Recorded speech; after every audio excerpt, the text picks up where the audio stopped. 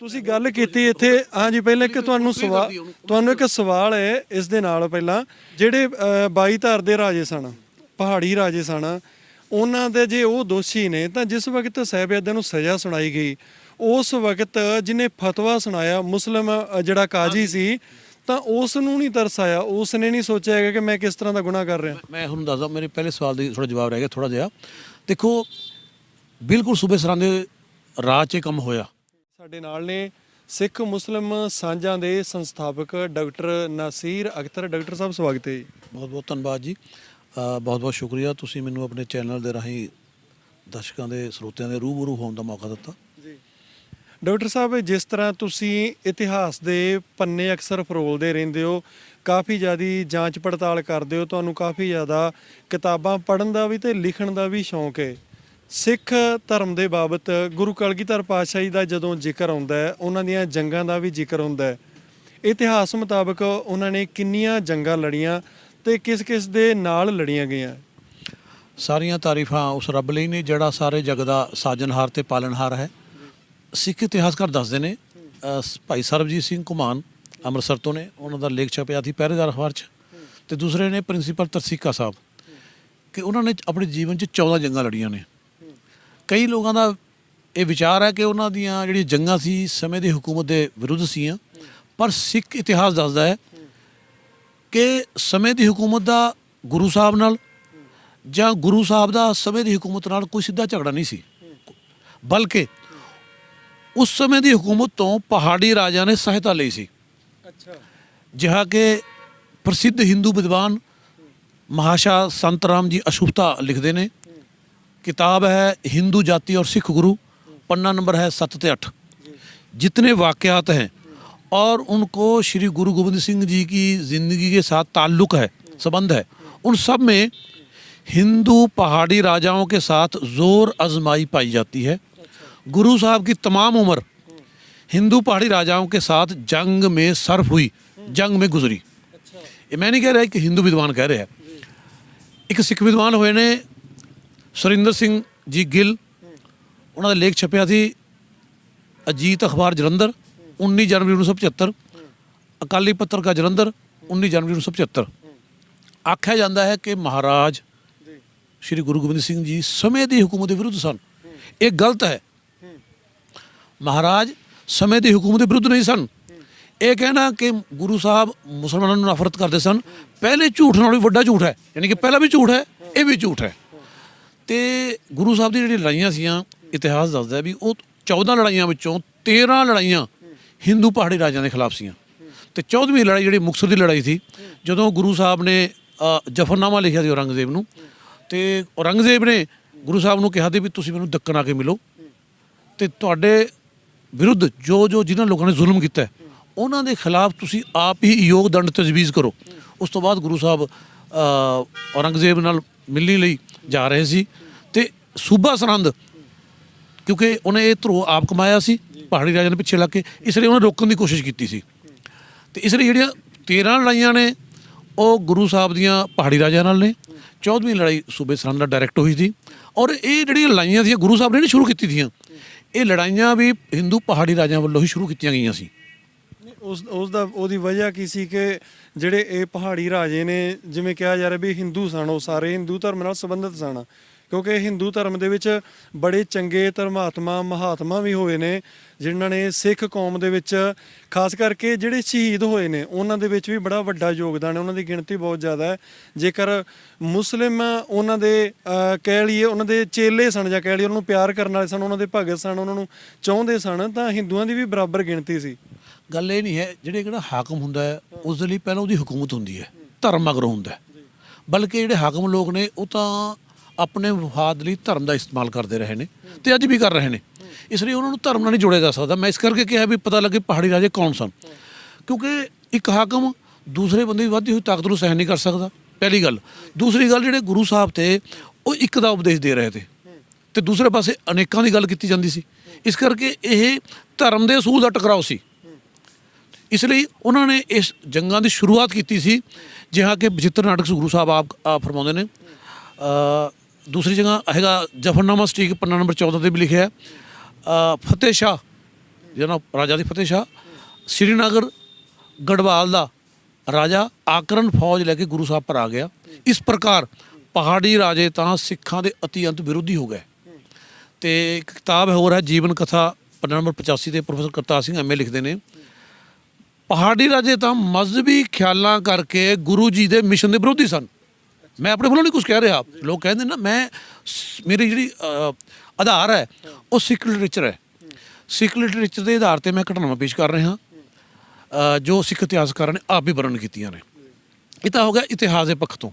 ਹੁਣ ਆਪਾਂ ਦੇਖਦੇ ਹਾਂ ਵੀ ਗੁਰੂ ਸਾਹਿਬ ਆਪਣੀ ਲੜਾਈਆਂ ਬਾਰੇ ਕੀ ਕਹਿੰਦੇ ਨੇ। ਇਤਿਹਾਸ ਦੱਸਦਾ ਹੈ ਕਿ ਜਦੋਂ 13 ਲੜਾਈਆਂ ਗੁਰੂ ਸਾਹਿਬ ਦੀਆਂ ਹੋ ਗਈਆਂ ਤੇ ਗੁਰੂ ਸਾਹਿਬ ਨੇ 13 ਲੜਾਈਆਂ ਤੋਂ ਬਾਅਦ ਜ਼ਫਰਨਾਮਾ ਲਿਖਿਆ ਔਰੰਗਜ਼ੇਬ ਨੂੰ, ਔਰ ਗੁਰੂ ਸਾਹਿਬ ਆਪਣੇ ਜ਼ਫਰਨਾਮੇ 'ਚ ਕੀ ਲਿਖਦੇ ਨੇ ਲੜਾਈਆਂ ਬਾਰੇ ਉਹ ਆਪਾਂ ਦੇਖ ਲੈਂਦੇ ਹਾਂ। ਉਹਨਾਂ ਦਾ ਇੱਕ ਸ਼ੇਰ ਹੈ, ਜ਼ਫਰਨਾਮੇ ਦਾ ਸ਼ਲੋਕ ਹੈ ਇੱਕ, ਮਨਮ ਕੁਸ਼ਤਨਮ ਕੋਹੀਆ ਪੁਰਫਿਤਨ, ਕਿ ਉਹ ਬੁੱਤ ਪ੍ਰਸਤਨ ਮਨ ਬੁੱਤ ਸ਼ਿਕਨ। ਮਨਮ ਮੇਰੀਆਂ, ਕੁਸ਼ਤਨਮ ਲੜਾਈਆਂ ਨੇ, ਕੋਹੀਆ ਪਹਾੜੀਆਂ ਨਾਲ, ਪੁਰਫਿਤਨ ਜਿਹੜੇ ਕਿ ਫਸਾਦਾਂ ਨਾਲ ਭਰੇ ਹੋਏ ਨੇ। ਮਤਲਬ ਹੈ ਵੀ ਉਹਨਾਂ ਨੇ ਫਸਾਦ ਸ਼ੁਰੂ ਕੀਤੇ ਨੇ।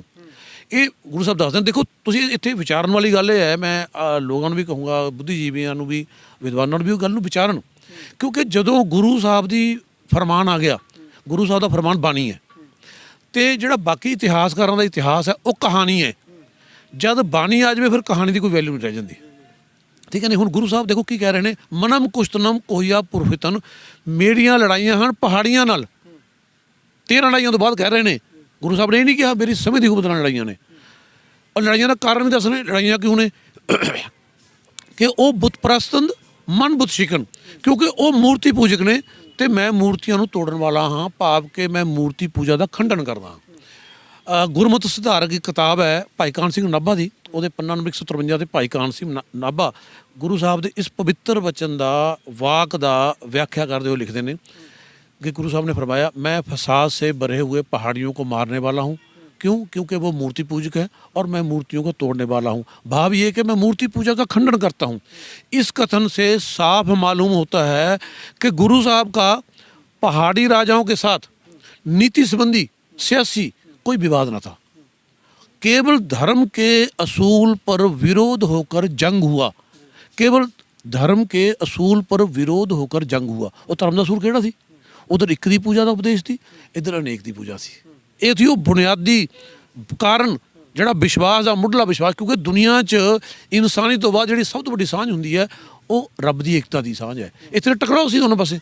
ਤੇ ਇਸ ਜਿਹੜੀਆਂ ਲੜਾਈਆਂ ਸ਼ੁਰੂ ਹੋਈਆਂ ਧਰਮ ਦੀਆਂ, ਪਹਾੜੀ ਰਾਜਿਆਂ ਨੇ ਇਹਨਾਂ ਨੂੰ ਆਹਿਸਤਾ ਆਹਿਸਤਾ ਸਮੇਂ ਦੀ ਹੁਕੂਮਤ ਨਾਲ ਜੋੜਤਾ, ਕਿਉਂਕਿ ਸਮੇਂ ਦੀ ਹੁਕੂਮਤ ਬਾਈ ਚਾਂਸ ਉਸ ਵੇਲੇ ਮੁਗਲ ਸੀਗੇ, ਉਹ ਇਸਲਾਮ ਧਰਮ ਨਾਲ ਸੰਬੰਧ ਰੱਖਦੇ ਸੀ। ਇਸ ਤਰ੍ਹਾਂ ਇਹ ਲੜਾਈਆਂ ਮੁਸਲਮਾਨਾਂ ਨਾਲ ਔਰ ਇਸਲਾਮ ਨਾਲ ਜੋੜ ਦਿੱਤੀਆਂ ਗਈਆਂ। ਡਾਕਟਰ ਸਾਹਿਬ, ਬੇਸ਼ੱਕ ਤੁਸੀਂ ਸਿੱਖ ਇਤਿਹਾਸ ਤੋਂ ਹੀ ਸਾਰੀ ਗੱਲਬਾਤ ਜਿਹੜੀ ਹੈ ਧਿਆਨ 'ਚ ਰੱਖ ਕੇ ਗੱਲਬਾਤ ਆਪਣੀ ਅੱਗੇ ਵਧਾ ਰਹੇ ਹੋ। ਜੇਕਰ ਗੱਲ ਕੀਤੀ ਜਾਵੇ ਮੁਸਲਿਮ ਹੁਕਮਰਾਨ ਦੀ, ਤਾਂ ਛੋਟੇ ਸਾਹਿਬਜ਼ਾਦਿਆਂ ਨੂੰ ਮੁਸਲਿਮ ਹੁਕਮਰਾਨ ਨੇ ਹੀ ਉਹਨਾਂ ਨੇ ਤਸੀਹੇ ਦੇ ਕੇ ਉਹਨਾਂ ਨੂੰ ਸ਼ਹੀਦ ਕਰਵਾਇਆ ਗਿਆ ਸੀ। ਇਸ ਤਰ੍ਹਾਂ ਇਹ ਤਾਂ ਨਹੀਂ ਹੋ ਸਕਦਾ ਕਿ ਇੱਕ ਮੁਸਲਿਮ ਧਰਮ ਨਾਲ ਸੰਬੰਧਿਤ ਜਿਹੜਾ ਹੁਕਮਰਾਨ ਹੈ ਉਹ ਬਚ ਜਾਵੇ। ਜੇ ਤੁਹਾਡੀ ਗੱਲਬਾਤ ਨੂੰ ਆਪਾਂ ਵੇਖੀਏ ਤਾਂ ਉੱਥੋਂ ਇਸ ਤਰ੍ਹਾਂ ਲੱਗਦਾ ਕਿ ਹਿੰਦੂ ਜਿਹੜੇ ਸਨ ਰਾਜੇ, ਉਹਨਾਂ ਦੀ ਸਾਰਾ ਕੁਝ ਸੀ ਇਸ ਦੇ ਪਿੱਛੇ, ਜਿਵੇਂ ਜ਼ਿਆਦਾ ਲੜਾਈਆਂ ਉਹਨਾਂ ਨਾਲ ਹੋਈਆਂ ਨੇ। ਦੇਖੋ, ਮੈਂ ਤੁਹਾਡੇ ਬਹੁਤ ਅੱਛਾ ਸਵਾਲ ਕੀਤਾ ਹੈ। ਮੇਰੀ ਯਾਰ ਤੁਹਾਡੀ ਲੜਾਈ ਹੋਈ ਕਿਸੇ ਗੱਲ ਪਿੱਛੇ, ਆਪਾਂ ਪੜੋਸੀ ਥੇ ਦੋਵੇਂ, ਤੁਸੀਂ ਸਿੱਖ ਧਰਮ ਨਾਲ ਬਿਲੋਂਗ ਕਰਦੇ ਹੋ, ਮੈਂ ਮੁਸਲਮਾਨ ਨਾਲ ਕਰਦੇ ਹਾਂ, ਤੇ ਤੁਸੀਂ ਮੇਰੇ ਤੋਂ ਤਾਕਤਵਰ ਥੇ। ਮੈਨੇ ਕੀ ਕੀਤਾ, ਸ਼ਹਿਰ ਦੇ ਦੂਸਰੇ ਸ਼ਹਿਰ ਦੇ ਕਿਸੇ ਜਿਹੜੇ ਸਪਾਰੀ ਕਿਲਰ ਹੁੰਦੇ ਨੇ ਉਹਨਾਂ ਨੂੰ 5 ਲੱਖ ਰੁਪਏ ਦਿੱਤਾ, ਆਪਣੀ ਮਦਦ ਤੇ ਬੁਲਾ ਲਿਆ, ਤੇ ਉਹ ਆਏ, ਉਹਨਾਂ ਨੇ ਤੁਹਾਨੂੰ ਨੁਕਸਾਨ ਪਹੁੰਚਾਇਆ, ਤੁਹਾਨੂੰ ਮਾਰ ਕੁੱਟ ਕੇ ਚਲੇ ਗਏ, ਤਾਂ ਤੁਸੀਂ ਮੁਜਰਮ ਦਾ ਮੈਂ ਹਾਂ ਨਾ, ਉਹ ਤਾਂ ਮੇਰੀ ਸਪੋਰਟ ਤੇ ਆਏ ਨੇ। ਇਸੇ ਤਰ੍ਹਾਂ ਹੀ ਬਿਲਕੁਲ ਜੇ ਤੁਸੀਂ ਦੇਖੋ ਪਹਾੜੀ ਰਾਜਿਆਂ ਦੀ ਲੜਾਈਆਂ ਚੱਲ ਰਹੀਆਂ ਸੀਗੀਆਂ, ਔਰ ਇਹ ਕਈ ਵਿਦਵਾਨਾਂ ਨੇ ਲਿਖਿਆ। ਇੱਕ ਕਿਤਾਬ ਹੈ ਸਿੱਖਾਂ ਲਈ ਹਿੰਦੂ ਚੰਗੇ ਜਾਂ ਮੁਸਲਮਾਨ, 1966 'ਚ ਛਪੀ ਸੀ, ਭਾਈ ਨਰਿੰਦਰ ਸਿੰਘ ਭਲੇਰ ਨੇ ਲਿਖੀ ਸੀ। ਤੇ ਦੂਸਰੀਆਂ ਕਿਤਾਬਾਂ ਨੇ ਕਈ ਜਿਹਦੇ ਵਿੱਚ ਲਿਖਿਆ ਗਿਆ ਇਹ ਸਿੱਖ ਇਤਿਹਾਸਕਾਰਾਂ ਦੀਆਂ ਹੀ, ਕਿ ਜਦੋਂ ਇਹ ਲੜਾਈਆਂ ਚੱਲਦੀਆਂ ਰਹੀਆਂ ਤੇ ਪਹਾੜੀ ਰਾਜਿਆਂ ਨੂੰ ਇਹ ਨਿਸ਼ਚਾ ਹੋ ਗਿਆ ਕਿ ਗੁਰੂ ਸਾਹਿਬ ਤੇ ਜਿੱਤ ਪ੍ਰਾਪਤ ਨਹੀਂ ਕਰ ਸਕਦੇ, ਤਾਂ ਉਹਨਾਂ ਨੇ ਸੂਬੇ ਸਰਹੰਦ ਕੋਲ ਮਦਦ ਲਈ ਗੁਹਾਰ ਲਗਾਈ। ਜਿਵੇਂ ਮੈਂ ਤੁਹਾਨੂੰ ਦੱਸਿਆ ਵੀ ਮੈਂ ਜਦ ਦੇਖਿਆ ਮੈਂ ਤੁਹਾਡੇ ਨੂੰ ਨਹੀਂ ਜਿੱਤ ਸਕਦਾ, ਤਾਂ ਮੈंने ਲੋਕਾਂ ਤੋਂ ਮਦਦ ਦੀ। ਜਿਹੜੇ ਲੋਕ ਸਪਾਰੀ ਕਿਲਰ ਨੇ, ਇਹ ਕੰਮ ਹੀ ਅੱਜ ਵੀ ਤੁਸੀਂ ਕਬਜ਼ੇ, ਜਿਹੜਾ ਮਰਜ਼ੀ ਧਰਮ ਦਾ ਬੰਦਾ ਹੋਵੇ, ਤੁਸੀਂ ਪੈਸੇ ਦਿਓ ਕਬਜ਼ਾ ਕਰਾ ਜਾਣਗੇ, ਕਿਉਂਕਿ ਉਹ ਬੜੇ ਸਪਾਰੀ ਕਿਲਰ ਥੇ ਸੂਬੇ ਸਰਹੰਦ ਵਰਗੇ, ਜਿਨ੍ਹਾਂ ਨੇ ਪੈਸੇ ਲਈ ਕੰਮ ਕੀਤਾ। ਤਾਂ ਉਸਨੇ ਪਹਾੜੀ ਰਾਜਾ ਨੇ 20,000 ਰੁਪਇਆ ਖਰਚਾ ਭਰ ਕੇ ਜ਼ਫਰਨਾਮਾ ਸਟੀਕ ਪੰਨਾ ਨੰਬਰ 6 ਤਵਾਰੀ ਗੁਰੂ ਖਾਲਸਾ ਪੰਨਾ ਨੰਬਰ 153 ਦੇ ਇਹ ਦਰਜ ਨੇ। ਮੈਂ ਹਵਾਲੇ ਤਾਂ ਦੇ ਰਿਹਾ, ਲੋਕ ਕਹਿਣਗੇ ਵੀ ਆਪਣੇ ਕੋਲ ਦੱਸ ਰਹੇ ਨੇ। 20,000 ਰੁਪਇਆ ਉਸ ਸਮੇਂ ਦਾ, ਅੱਜ ਦਾ 20 ਅਰਬ ਹੋ ਗਿਆ, ਖਰਚਾ ਭਰ ਕੇ ਲੋਹੜੀ ਦੀ ਫੌਜ ਲੈ ਆਂਦੀ। ਇਸ ਤਰ੍ਹਾਂ ਉਸ ਸਮੇਂ ਦੀ ਹੁਕੂਮਤ ਇਹਨਾਂ ਜੰਗਾਂ ਯੁੱਧਾਂ 'ਚ ਰਲ ਗਈ। ਨਹੀਂ ਤਾਂ ਉਸ ਦਾ ਇਸ ਤੋਂ ਪਹਿਲਾਂ ਗੁਰੂ ਸਾਹਿਬ ਨਾਲ ਕੋਈ ਸਿੱਧਾ ਝਗੜਾ ਨਹੀਂ ਸੀ। ਸਮਝੇ ਨਹੀਂ ਗੱਲ? ਇਹ ਵੀ ਉਹ ਫੌਜ ਲੈ ਕੇ ਆਂਦੀ ਗਈ ਜਦ ਕਿ 17 ਲੜਾਈਆਂ ਜਾਂ 11-13 ਲੜਾਈਆਂ ਹੋ ਚੁੱਕੀਆਂ ਸੀ। ਇਸ ਲਈ ਉਹ ਸੂਬਾ ਸਰਹੰਦ ਮਦਦ ਪਰ ਆਇਆ, ਕਿਉਂਕਿ ਸੂਬੇ ਸਰਹੰਦ ਨੂੰ ਪੈਸਾ ਦਿੱਤਾ ਗਿਆ 20,000 ਜਿਹੜਾ ਲਿਖਿਆ ਗਿਆ। ਬਾਕੀ ਅੰਡਰ ਟੇਬਲ ਕਿੰਨਾ ਦਿੱਤਾ ਗਿਆ ਉਹਦੇ ਆਪਾਂ ਅੰਦਾਜ਼ਾ ਨਹੀਂ ਲਾ ਸਕਦੇ। ਜੇਕਰ ਤੁਹਾਡੀ ਗੱਲਬਾਤ ਵੇਖੀ ਜਾਵੇ, ਚਲੋ ਕਿਉਂਕਿ ਇਸ ਟਾਈਮ ਪੂਰੀ ਦੁਨੀਆ ਦੇ ਵਿੱਚ ਤੁਹਾਨੂੰ ਲੋਕ ਸੁਣ ਰਹੇ ਨੇ ਇਸ ਵਕਤ, ਬੁੱਧੀਜੀਵੀ ਚਿੰਤਕ ਨੇ ਜਾਂ ਇਤਿਹਾਸਕਾਰ ਨੇ, ਉਹ ਤੁਹਾਡੀ ਗੱਲਬਾਤ ਨੂੰ ਸੁਣ ਰਹੇ ਨੇ। ਆਉਣ ਵਾਲੇ ਸਮੇਂ ਦੇ ਵਿੱਚ ਇਸ ਦੇ ਬਾਬਤ ਗੱਲਬਾਤ ਹੋਵੇਗੀ ਕਿ ਉਹਨਾਂ ਦਾ ਕੀ ਕਹਿਣਾ ਹੈ ਇਸ ਦੇ ਬਾਬਤ, ਕਿਉਂਕਿ ਹਰ ਇੱਕ ਦੇ ਕੋਲ ਜਾਣਕਾਰੀ ਭਰਪੂਰ ਹੈ। ਪਰ ਜਿਸ ਤਰ੍ਹਾਂ ਦੀ ਵੀ ਜਾਣਕਾਰੀ ਨਵੀਂ ਨਿਕਲ ਕੇ ਸਾਹਮਣੇ ਆਵੇਗੀ ਤਾਂ ਜਿੱਥੇ ਅਖਬਾਰ, ਪ੍ਰਿੰਟ ਮੀਡੀਆ ਜਾਂ ਇਸ ਤੋਂ ਇਲਾਵਾ ਇਲੈਕਟ੍ਰੋਨਿਕ ਮੀਡੀਆ ਜਾਂ ਫਿਰ ਸੋਸ਼ਲ ਮੀਡੀਆ, ਤਾਂ ਇਹ ਸਾਡਾ ਵੀ ਕਿਤੇ ਨਾ ਕਿਤੇ ਫਰਜ਼ ਬਣਦਾ ਹਰ ਗੱਲ ਨੂੰ ਧਿਆਨ ਨਾਲ ਆਪਣੇ ਲੋਕਾਂ ਦੇ ਵਿੱਚ ਲੈ ਕੇ ਜਾਣਾ। ਤੁਸੀਂ ਗੱਲ ਕੀਤੀ ਇੱਥੇ, ਹਾਂਜੀ ਪਹਿਲਾਂ ਇੱਕ ਤੁਹਾਨੂੰ ਇੱਕ ਸਵਾਲ ਹੈ ਇਸ ਦੇ ਨਾਲ ਪਹਿਲਾਂ ਕਿ ਜਿਹੜੇ 22 ਧਾਰ ਦੇ ਰਾਜੇ ਸਨ, ਪਹਾੜੀ ਰਾਜੇ ਸਨ, ਉਹਨਾਂ ਦੇ ਜੇ ਉਹ ਦੋਸ਼ੀ ਨੇ ਤਾਂ ਜਿਸ ਵਕਤ ਸਾਹਿਬਜ਼ਾਦਿਆਂ ਨੂੰ ਸਜ਼ਾ ਸੁਣਾਈ ਗਈ ਉਸ ਵਕਤ ਜਿਹਨੇ ਫਤਵਾ ਸੁਣਾਇਆ ਮੁਸਲਿਮ ਜਿਹੜਾ ਕਾਜੀ ਸੀ, ਤਾਂ ਉਸ ਨੂੰ ਨਹੀਂ ਤਰਸ ਆਇਆ, ਉਸ ਨੇ ਨਹੀਂ ਸੋਚਿਆ ਹੈਗਾ ਕਿ ਮੈਂ ਕਿਸ ਤਰ੍ਹਾਂ ਦਾ ਗੁਨਾਹ ਕਰ ਰਿਹਾ। ਮੈਂ ਤੁਹਾਨੂੰ ਦੱਸਦਾ, ਮੇਰੇ ਪਹਿਲੇ ਸਵਾਲ ਦੀ ਥੋੜਾ ਜਵਾਬ ਰਹਿ ਗਿਆ ਥੋੜਾ ਜਿਹਾ। ਦੇਖੋ ਬਿਲਕੁਲ ਸੂਬੇ ਸਰਹੰਦ ਦੇ ਰਾਜ 'ਚ ਕੰਮ ਹੋਇਆ, ਉਹਨੇ ਕਰਵਾਇਆ ਇਹ। ਲੇਕਿਨ ਗੁਰਬਾਣੀ ਇਹ ਕਹਿੰਦੀ ਹੈ, ਸ਼੍ਰੀ ਗੁਰੂ ਗ੍ਰੰਥ ਸਾਹਿਬ ਆਸਾ ਮਹੱਲਾ 5ਵਾਂ ਅੰਗ 407, ਐਕਰ ਕਰੇ ਸੋ ਐਕਰ ਪਾਏ, ਕੋਈ ਨਾ ਪਕੜੀ ਕਿਸੇ ਥਾਏ। ਕਿਸੇ ਇੱਕ ਦੇ ਕੀਤੇ ਦੋਸ਼ 'ਚ ਦੂਜੇ ਨੂੰ ਫੜਨਾ ਕੋਈ ਯੋਗ ਤੇ ਚੰਗੀ ਗੱਲ ਨਹੀਂ ਹੈ। ਜਿਸ ਦਾ ਦੋਸ਼ ਹੋਵੇ ਉਸੇ ਨੂੰ ਸਜ਼ਾ ਦਿੱਤੀ ਜਾਵੇ, ਕਿਉਂਕਿ ਕਰੇ ਕੋਈ ਭਰੇ ਕੋਈ, ਇਹ ਗੱਲ ਨਿਆਂਪੂਰਵਕ ਨਹੀਂ ਕਹੀ ਜਾ ਸਕਦੀ। ਸੂਬਾ ਸਰਹੰਦ ਨੇ ਅਗਰ ਜ਼ੁਲਮ ਕੀਤਾ ਤਾਂ ਜ਼ਾਲਮ ਹੈ। ਉਸ ਦੇ ਜ਼ੁਲਮ ਨੂੰ ਮੁਸਲਮਾਨਾਂ ਨਾਲ ਜਾਂ ਇਸਲਾਮ ਕੌਮ ਨਾਲ ਜੋੜ ਕੇ ਨਹੀਂ ਦੇਖਿਆ ਜਾ ਸਕਦਾ। ਕਿਉਂਕਿ ਮੈਂ ਉਹਦੀ ਉਦਾਹਰਨ ਦਿੰਦਾ, 47 ਤੋਂ ਬਾਅਦ, ਪਾਰਟੀਸ਼ਨ ਤੋਂ ਬਾਅਦ ਜਿਹੜਾ ਪੰਜਾਬ ਹੈ ਸਾਡਾ ਅਜੋਕਾ ਪੰਜਾਬ 'ਚ ਲਗਾਤਾਰ ਸਿੱਖ ਧਰਮ ਨਾਲ ਸੰਬੰਧਿਤ ਸੱਜਣ ਹੀ ਇੱਥੇ ਦਾ ਮੁੱਖ ਮੰਤਰੀ ਬਣਦਾ ਆ ਰਿਹਾ, ਚਾਹੇ ਕਿਸੇ ਪਾਰਟੀ ਦੇ। ਪਰ ਉਸਦੇ ਰਾਜ ਵਿੱਚ ਕਿੰਨੇ ਵਾਰੀ ਸਿੱਖਾਂ ਤੇ ਜ਼ੁਲਮ ਹੋਇਆ। ਗੁਰਦੁਆਰਾ ਸਾਹਿਬ ਦੀਆਂ ਬੇਅਦਬੀਆਂ ਹੋਈਆਂ ਨੇ, ਗੁਰੂ ਗ੍ਰੰਥ ਸਾਹਿਬ ਦੀਆਂ ਬੇਅਦਬੀਆਂ ਹੋਈਆਂ ਨੇ। ਸੂਬੇ ਦਾ ਸਿੱਖ ਮੁੱਖ ਮੰਤਰੀ ਸਿੱਖ ਧਰਮ ਨਾਲ ਸੰਬੰਧਿਤ, ਸੂਬੇ ਦੀ ਪੁਲਿਸ ਸਿੱਖ ਧਰਮ ਨਾਲ ਸੰਬੰਧਿਤ, ਬਿਊਰੋਕਰੇਟ ਆਫੀਸਰ ਸਿੱਖ ਧਰਮ ਨਾਲ ਸੰਬੰਧਿਤ। ਕੀ ਹੁਣ ਤੁਸੀਂ ਇਸ ਜ਼ੁਲਮ ਨੂੰ, ਇਸ ਵਧੀਕੀ ਨੂੰ ਸਿੱਖ ਧਰਮ ਜਾਂ ਸਿੱਖ ਕੌਮ ਨਾਲ ਜੋੜ ਸਕਦੇ ਹੋ? ਨਹੀਂ ਜੋੜ ਸਕਦੇ, ਠੀਕ ਹੈ ਨਹੀਂ। ਭਾਵੇਂ ਸੂਬੇ ਦਾ ਮੁੱਖ ਮੰਤਰੀ ਸਿੱਖ ਧਰਮ ਨਾਲ ਸੰਬੰਧਿਤ ਹੁੰਦਾ ਹੈ। ਇਸੇ ਤਰ੍ਹਾਂ ਹੀ ਕਿਸੇ ਵੀ ਮੁਗਲ ਜਾਂ ਹਾਕਮ ਦੇ ਕੀਤੇ ਜ਼ੁਲਮ ਜਾਂ ਵਧੀਕੀ ਨੂੰ ਇਸਲਾਮ ਜਾਂ ਮੁਸਲਮਾਨ ਕੌਮ ਨਾਲ ਜੋੜ ਕੇ ਨਹੀਂ ਦੇਖਿਆ ਜਾ ਸਕਦਾ। ਪਹਿਲੀ ਗੱਲ ਇਹ। ਇਸ ਲਈ ਅਗਰ ਸੂਬੇ ਸਰਹੰਦ ਨੇ ਕੋਈ ਜ਼ੁਲਮ ਕੀਤਾ ਤਾਂ ਉਹ ਜ਼ਾਲਮ ਹੈ। ਤੇ ਦੂਸਰੀ ਗੱਲ ਜਿਹੜੀ ਤੁਸੀਂ ਦੱਸੀ, ਹੁਣ ਸਵਾਲ ਕੀਤਾ ਹੈ ਵੀ ਉਸ ਕਾਜ਼ੀ ਨੇ ਫੈਸਲਾ ਸੁਣਾਇਆ, ਇਹ ਜਵਾਬ ਹੀ ਗਲਤ ਹੈ। ਇਹੀ ਕਿਤਾਬ ਹੈ ਜਿਹੜੀ ਸਿੱਖਾਂ ਲਈ ਹਿੰਦੂ ਚੰਗੇ ਜਾਂ ਮੁਸਲਮਾਨ, ਪੰਨਾ ਨੰਬਰ 33, 34, 35 ਦੇ ਭਾਈ ਇੰਦਰ ਸਿੰਘ ਭਲੇ ਲਿਖਦੇ ਨੇ ਵੀ ਜਦੋਂ ਛੋਟੇ ਸਾਹਿਬਜ਼ਾਦਿਆਂ ਨੂੰ ਕਾਜ਼ੀ ਦੀ ਅਦਾਲਤ 'ਚ ਪੇਸ਼ ਕੀਤਾ ਗਿਆ, ਕਿਉਂਕਿ ਅੱਜ ਵੀ ਪ੍ਰਧਾਨ ਮੰਤਰੀ ਸਜ਼ਾ ਨਹੀਂ ਦੇ ਸਕਦਾ ਮੁਜਰਮ ਨੂੰ, ਕੋਰਟ ਹੀ ਦਿੰਦੀ ਹੈ, ਜੱਜ ਹੀ ਦਿੰਦਾ ਹੈ। ਉਸ ਵੇਲੇ ਜੱਜ ਕਾਜ਼ੀ ਹੁੰਦਾ, ਕਾਜ਼ੀ ਦਾ ਮਤਲਬ ਜੱਜ। ਤਾਂ ਮੈਂ ਉਹਨਾਂ ਦੇ ਸ਼ਬਦ ਕੋਟ ਕਰਦਾ ਜੋ ਭਾਈ ਇੰਦਰ ਸਿੰਘ ਭਲੇ ਲਿਖੇ ਨੇ। ਸੂਬੇ ਸਰਹੰਦ ਨੇ ਕਿਹਾ ਕਾਜ਼ੀ ਸਾਹਿਬ ਨੂੰ ਵੀ ਇਹਨਾਂ ਨੂੰ, ਛੋਟੇ ਸਾਹਿਬਜ਼ਾਦਿਆਂ ਨੂੰ ਸ਼ਰ੍ਹਾਂ ਅਨੁਸਾਰ ਕਿਹੜੀ ਸਜ਼ਾ ਦਿੱਤੀ ਜਾ ਸਕਦੀ ਹੈ, ਜਿਹੜੀ ਤੁਸੀਂ ਗੱਲ ਕੀਤੀ ਹੈ। ਤਾਂ ਕਾਜ਼ੀ ਸਾਹਿਬ ਦਾ ਜਵਾਬ ਇਹ ਸੀ, ਹਜ਼ੂਰ ਇੰਨੇ ਮਾਸੂਮ ਬੱਚਿਆਂ ਲਈ ਜਿਨ੍ਹਾਂ ਦੇ ਵਿਰੁੱਧ ਕੋਈ ਨਿੱਜੀ ਜੁਰਮ ਵੀ ਹੈ ਨਹੀਂ, ਇਸਲਾਮੀ ਸ਼ਰ੍ਹਾ ਵਿੱਚ ਕੋਈ ਸਜ਼ਾ ਤਜਵੀਜ਼ ਹੀ ਨਹੀਂ ਕੀਤੀ ਗਈ। ਇੰਨੇ ਮਾਸੂਮ ਬੱਚਿਆਂ ਲਈ ਜਿਨ੍ਹਾਂ ਦੇ ਵਿਰੁੱਧ ਕੋਈ ਨਿੱਜੀ ਜੁਰਮ ਵੀ ਹੈ ਨਹੀਂ, ਇਸਲਾਮੀ ਸ਼ਰ੍ਹਾ ਵਿੱਚ ਕੋਈ ਸਜ਼ਾ ਤਜਵੀਜ਼ ਹੀ ਨਹੀਂ ਕੀਤੀ ਗਈ। ਇਸਲਾਮੀ ਸ਼ਰ੍ਹਾ 'ਚ ਸਜ਼ਾ ਹੈ ਹੀ ਨਹੀਂ, ਪਰ ਦਿੱਤੀ ਕਿਵੇਂ ਜਾ ਸਕਦੀ ਹੈ? ਇਸ ਤੋਂ ਬਾਅਦ ਜਦ ਸੂਬੇ ਸਰਹੰਦ ਨੇ ਦੇਖਿਆ, ਕਿਉਂਕਿ ਸੂਬੇ ਸਰਹੰਦ ਜਿਹੜਾ ਸੀਗਾ ਉਹ ਹੁਣ ਪੈਸੇ ਦੇ ਕੇ ਜਿਵੇਂ ਪਹਾੜੀ ਰਾਜ ਨੇ ਖਰੀਦ ਲਿਆ ਸੀ, ਤੇ ਉਹਦਾ ਜਿਹੜਾ ਖਾਸ ਸਲਾਹਕਾਰ ਸੀ ਦੀਵਾਨ ਸੁੱਚਾਨੰਦ, ਵਜ਼ੀਰ ਵੀ ਥਾ, ਉਹ ਪਹਾੜੀ ਰਾਜਿਆਂ ਦਾ ਦਰਬਾਰ ਦਾ ਆਲਾਕਾਰ ਸੀ, ਉਹਨਾਂ ਦਾ ਖਾਸ ਬੰਦਾ ਸੀ। ਰਾਜੇ ਜਿਹੜੇ ਹੁੰਦੇ ਨੇ ਇਹ ਆਪਣੇ ਸਲਾਹਕਾਰਾਂ ਪਰ ਚੱਲਦੇ ਹੁੰਦੇ ਨੇ, ਅੱਜ ਵੀ ਆਪਾਂ ਦੇਖਦੇ ਹਾਂ।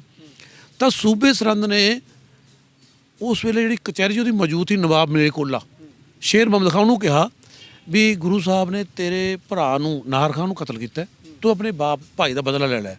ਤਾਂ ਨਵਾਬ ਮਲੇਰਕੋਟਲਾ ਨੇ ਕਿਹਾ ਨਹੀਂ, बदला ही लेना होगा तो लेंगे बाप से, महफूज रखे खुदा हमें ऐसे पाप से। ਜੋਗੀ ਅੱਲਾ ਰੇਖਾ ਨੇ ਲਿਖਿਆ ਵੀ ਮੇਰੀ ਲੜਾਈ ਇਹ ਹੈ ਮੈਂ ਇਹਨਾਂ ਦੇ ਪਿਤਾ ਤੋਂ ਲਊਂਗਾ, ਜੰਗ ਦੇ ਮੈਦਾਨ 'ਚ ਲਊਂਗਾ। ਇਹ ਤਾਂ ਮਾਸੂਮ ਬੱਚੇ ਨੇ, ਕਿਉਂਕਿ ਇਸਲਾਮ ਦੇ ਧਰਮ ਅਨੁਸਾਰ 7 ਔਰ 9 ਸਾਲ ਦਾ ਬੱਚਾ ਮਾਸੂਮ ਹੈ, ਜਿਹਦੇ ਪਰ ਕੋਈ ਸ਼ਰਅ ਲਾਗੂ ਨਹੀਂ ਹੁੰਦੀ। ਅਸੀਂ ਬੱਚੇ ਨੂੰ ਨਮਾਜ਼ ਪੜ੍ਹਨ ਵੀ 13 ਸਾਲ ਨੂੰ ਕਹਿੰਦੇ ਆ, ਜਦੋਂ ਬਾਲਗ ਹੋ ਜਾਂਦਾ ਕੋਈ ਸ਼ਰਅ ਲਾਗੂ ਨਹੀਂ ਹੁੰਦੀ, ਠੀਕ ਹੈ ਨੀ। 7-9 ਸਾਲ ਬੱਚੇ ਬਹੁਤ ਮਾਸੂਮ ਥੇ, ਮਾਸੂਮ ਉਹਨੂੰ ਕਿਹਾ ਜਾਂਦਾ ਜਿਹਦੇ ਪਰ ਕੋਈ ਸ਼ਰਅ ਲਾਗੂ ਨਹੀਂ ਹੁੰਦੀ। ਤੇ ਇਸ ਲਈ ਮੇਰੀ ਲੜਾਈ ਦੇ ਨਾਲ ਹੈ ਹੀ ਨਹੀਂ, ਤਾਂ ਮਾਸੂਮ ਬੱਚੇ ਨੇ। ਹੁਣ ਜਦ ਕੋਰਟ ਦਾ ਇਹ ਫੈਸਲਾ ਵੱਡਾ ਹੋਣਾ ਹੀ ਦਾ, ਜਾਂ ਉਹਨਾਂ ਕੋਲ ਉਜ਼ਰ ਨਹੀਂ ਦਾ ਸਾਹਿਬਜ਼ਾਦਿਆਂ ਨੂੰ ਦੇਣ ਦਾ, ਸਜ਼ਾ ਦੇਣ ਦਾ, ਤਾਂ ਇਹ ਪੂਰਾ ਹੋ ਚੁੱਕਿਆ ਸੀ ਵੀ ਇਹਨਾਂ ਨੂੰ ਛੱਡਿਆ ਜਾਊਗਾ।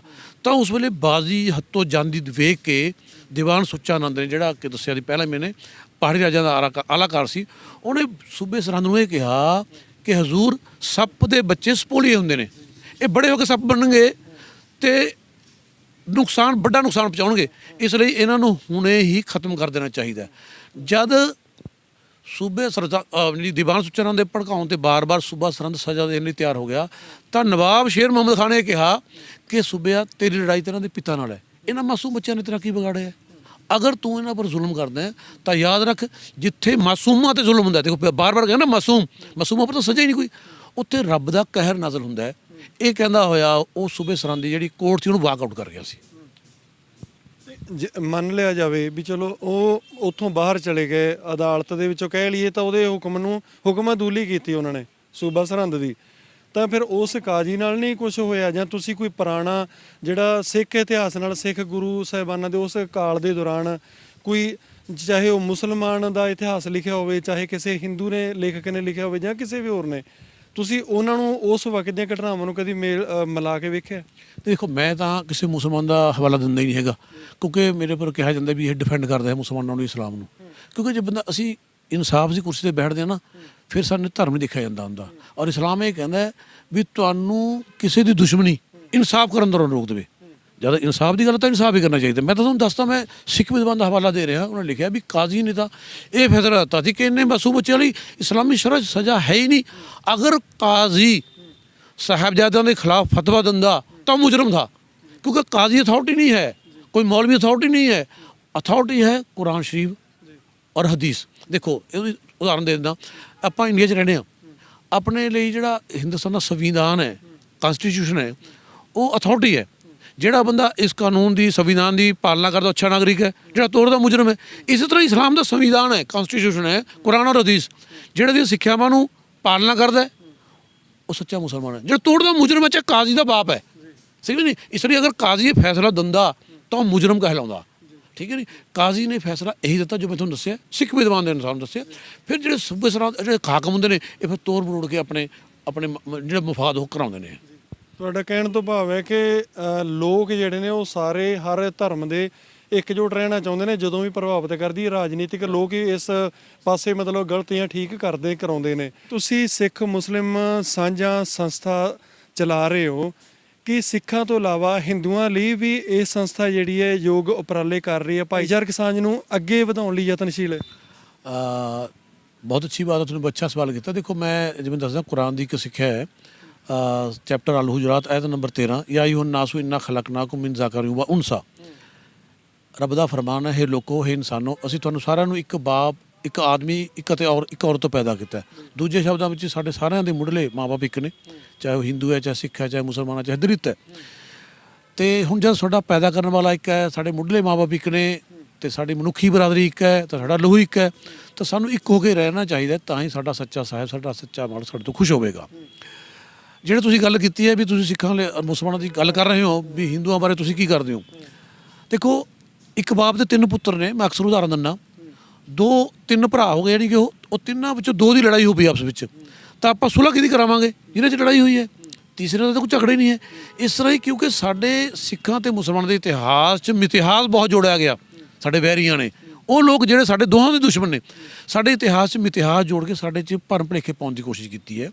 ਇਸ ਲਈ ਅਸੀਂ ਸਿੱਖਾਂ ਤੇ ਮੁਸਲਮਾਨਾਂ 'ਚ ਜ਼ਿਆਦਾ ਕੰਮ ਕਰਦੇ ਹਾਂ, ਕਿਉਂਕਿ ਸਾਡੀ ਲੜਾਈ ਸਾਡੀ ਕਰਾਈ ਗਈ ਹੈ। 47 ਜਿਹੜੀ ਮਾਰ ਧਾੜ ਹੋਈ ਹੈ ਸਾਡੀ ਹੋਈ ਹੈ, ਤੇ ਹਿੰਦੂਆਂ ਨਾਲ ਸਾਡੀ ਕੋਈ ਲੜਾਈ ਨਹੀਂ, ਸਾਡੇ ਤੀਸਰੇ ਭਰਾ ਨੇ, ਉਹਨਾਂ ਨਾਲ ਸਾਡਾ ਕੋਈ ਝਗੜਾ ਹੀ ਨਹੀਂ ਹੈ। ਇਸ ਲਈ ਜਿਹੜੀ ਸਾਡੀ ਸੰਸਥਾ ਹੈ, ਉਸ ਤੋਂ ਇਲਾਵਾ ਅਸੀਂ ਸਾਰੇ ਮਿਲ ਜੁਲ ਕੇ ਕੰਮ ਕਰਦੇ ਹਾਂ। ਸਰਕਾਰੀ ਹਸਪਤਾਲ ਸਾਡਾ ਸਿਵਲ ਹਸਪਤਾਲ, ਉੱਥੇ ਅਸੀਂ ਲੰਗਰ ਦਿੰਦੇ ਹਾਂ, 50-60-100 ਬੰਦਾ ਰੋਜ਼ ਉੱਥੇ ਐਡਮਿਟ ਹੁੰਦਾ ਹੈ। ਅਸੀਂ ਨਹੀਂ ਦੇਖਦੇ ਹਿੰਦੂ ਹੈ ਕਿ ਸਿੱਖ ਹੈ ਕਿ ਮੁਸਲਮਾਨ ਹੈ, ਕਿਉਂਕਿ ਇਨਸਾਨੀ ਦੀ ਗੱਲ ਹੈ। ਬਹੁਤ ਸੌਖਾ ਹੈ ਹਿੰਦੂ ਜਾਂ ਮੁਸਲਮਾਨ ਹੋਣਾ, ਪਰ ਬਹੁਤ ਔਖਾ ਹੈ ਆਦਮੀ ਦਾ ਇਨਸਾਨ ਹੋਣਾ। ਤੇ ਸਾਡੀ ਲੈਬ ਖੋਲ੍ਹੀ ਅਸੀਂ ਪੀਸ ਲੈਬ ਦੇ ਨਾਲ ਮਲੇਰਕੋਟਲੇ 'ਚ, ਜਿਹੜੀ ਮਲੇਰਕੋਟਲੇ 'ਚ ਸਭ ਤੋਂ ਸਸਤੀ ਲੈਬ ਹੈ, ਠੀਕ ਹੈ ਨਹੀਂ। ਉਹਦੇ ਵਿੱਚ ਸ਼ੁੱਕਰਵਾਰ ਵਾਲੇ ਦਿਨ ਅਸੀਂ ਸ਼ੂਗਰ ਟੈਸਟ ਫ੍ਰੀ ਕਰਦੇ ਹਾਂ। ਅਸੀਂ ਨਹੀਂ ਉੱਥੇ ਦੇਖਦੇ, ਅਗਰ ਕੋਈ ਬੇਸਹਾਰਾ ਗਰੀਬ ਆਉਂਦਾ ਹੈ, ਚਾਹੇ ਹਿੰਦੂ ਧਰਮ ਨਾਲ ਸੰਬੰਧ ਰੱਖਦਾ ਹੈ, ਚਾਹੇ ਉਹ ਦਲਿਤ ਧਰਮ ਨਾਲ ਸੰਬੰਧ ਰੱਖਦਾ, ਅਸੀਂ ਉਹਦੇ ਵਾਸਤੇ ਫ੍ਰੀ ਕਰਦੇ ਹਾਂ। ਕਿਉਂਕਿ ਸਾਡਾ ਇਹ ਮੋਟੋ ਹੀ ਨਹੀਂ ਹੈ, ਸਾਡਾ ਮੋਟੋ ਹੈ ਇਨਸਾਨੀਅਤ, ਰੱਬ ਦੇ ਬੰਦਿਆਂ ਨੂੰ ਇਨਸਾਨੀਅਤ ਦੀ ਬੁਨਿਆਦ 'ਤੇ ਪਿਆਰ ਕਰਨਾ। ਇਹ 10ਵੇਂ ਗੁਰੂ ਸਾਹਿਬ ਦਾ ਫਰਮਾਨ ਹੈ, ਜਿਹਨੂੰ ਪ੍ਰੇਮ ਕੀ ਉਤਨੀ ਹੀ ਪ੍ਰਭ ਪਾਇਓ। ਤੇ ਜੇ ਰੱਬ ਨੂੰ ਪਾਉਣਾ ਚਾਹੁੰਦੇ ਤਾਂ ਉਸੇ ਬਣਾਇਓ, ਬੰਦਿਆਂ ਨਾਲ ਪ੍ਰੇਮ ਕਰੋ। ਤੇ ਸਾਰੇ ਬੰਦਿਆਂ ਨੂੰ ਬਣਾਉਣ ਵਾਲਾ ਇੱਕ ਰੱਬ ਹੈ, ਇੱਕ ਪਰਮਾਤਮਾ ਹੈ। ਤੇ ਫਿਰ ਅਸੀਂ ਵਿਤਕਰਾ ਕੌਣ ਨਾ ਕਰਨ ਵਾਲੇ, ਅਸੀਂ ਉਸ ਤਰ੍ਹਾਂ ਹੀ ਪਿਆਰ ਕਰਦੇ ਹਾਂ। ਸਿੱਖ ਮੁਸਲਮਾਨ ਸਾਂਝਾ ਇਸ ਕਰਕੇ ਨਾਮ ਰੱਖਿਆ ਕਿ ਸਾਡੇ 'ਚ ਭਰਮ ਭੁਲੇਖੇ ਭੈੜੇ ਲੋਕਾਂ ਨੇ ਬਹੁਤ ਪਾਏ ਨੇ। ਅਸੀਂ ਸੋਚਦੇ ਹਾਂ ਕਿ ਉਹ ਭਰਮ ਭੁਲੇਖੇ ਦੂਰ ਹੋ ਕੇ ਸਾਡੇ ਵਿਚਕਾਰ ਫਿਰ ਤੋਂ ਉਹੀ ਪਿਆਰ ਪੈਦਾ ਹੋ ਜਾਵੇ, ਜਿਹੜਾ ਕਿ ਧੰਨ ਧੰਨ ਸ਼੍ਰੀ ਗੁਰੂ ਨਾਨਕ ਸਾਹਿਬ ਤੇ ਭਾਈ ਮਰਦਾਨੇ ਵਿਚਕਾਰ ਸੀ, ਜਿਹੜਾ ਪਿਆਰ ਸ਼੍ਰੀ ਗੁਰੂ ਅਰਜਨ ਦੇਵ ਜੀ ਸੂਫੀ ਮੀਆਂ ਮੀਰ ਜੀ ਵਿਚਕਾਰ ਸੀ, ਜਿਹੜਾ ਪਿਆਰ ਦਸਮ ਗੁਰੂ ਸ਼੍ਰੀ ਗੁਰੂ ਗੋਬਿੰਦ ਸਿੰਘ ਜੀ ਤੇ ਗਨੀ ਖਾਨ ਨਬੀ ਖਾਂ, ਪੀਰ ਬੁੱਧੂ ਸ਼ਾਹ, ਰਾਏ ਕੱਲਾ ਆਦਿ ਹੋਰਾਂ ਵਿਚਕਾਰ ਸੀ। ਕਹਿ ਲਈਏ ਤਾਂ ਹਿੰਦੂ ਭਾਈਚਾਰੇ ਨਾਲ ਕੋਈ ਗਿਲਾ ਸ਼ਿਕਵਾ ਹੀ ਨਹੀਂ, ਇਸ ਵਾਸਤੇ ਉੱਥੇ ਸਵਾਲ ਕਰਨ ਦੇ ਕੋਈ ਮਤਲਬ ਨਹੀਂ। ਤਾਂ ਜਿਹੜੇ ਸਿੱਖਾਂ ਤੇ ਮੁਸਲਮਾਨਾਂ ਦੇ ਵਿੱਚ ਭਰਮ ਭੁਲੇਖੇ ਪਾਏ ਗਏ ਨੇ, ਤੁਹਾਡੀ ਸੰਸਥਾ ਕੋਸ਼ਿਸ਼ ਕਰ ਰਹੀ ਹੈ ਕਿ ਉਹਨਾਂ ਨੂੰ ਦੂਰੀਆਂ ਨੂੰ ਮਿਟਾਇਆ ਜਾਵੇ। ਬਹੁਤ ਬਹੁਤ ਧੰਨਵਾਦ ਡਾਕਟਰ ਸਾਹਿਬ। ਬਹੁਤ ਬਹੁਤ ਧੰਨਵਾਦ ਜੀ, ਬਹੁਤ ਬਹੁਤ ਧੰਨਵਾਦ।